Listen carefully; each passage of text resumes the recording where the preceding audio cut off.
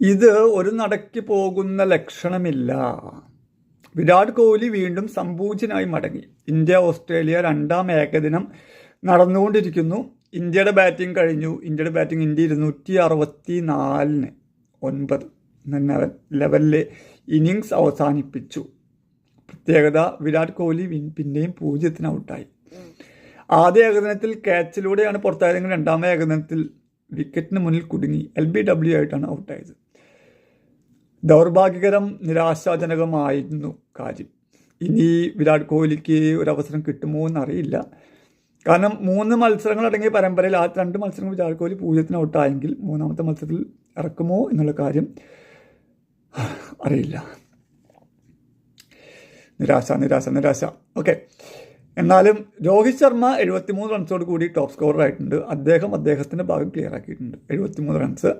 പിന്നെ അയ്യർ 61, അക്ഷർ പട്ടേൽ 44. ഈ 3 പേരുടെ പ്രകടനത്തിൻ്റെ ബലത്തിൽ മാന്യമായ സ്കോർ 264 എന്നുള്ള മാന്യമായ സ്കോർ, 264 63 വാട്ടവർ, ആ റേഞ്ച് സ്കോറിൽ ഇന്ത്യ ഇന്നിങ്സ് അവസാനിപ്പിച്ചിട്ടുണ്ട്. അവർ ബാറ്റിംഗ് തുടങ്ങി 42-1 എന്നുള്ള നിലയിലാണ് മിച്ചൽ മാർഷ് ഔട്ടായിട്ടുണ്ട്. അപ്പോൾ വിരാട് കോഹ്ലിയുടെ കാര്യമാണ് ഇനി എന്തായിരിക്കും എന്ന് അറിയേണ്ടതുള്ളത്.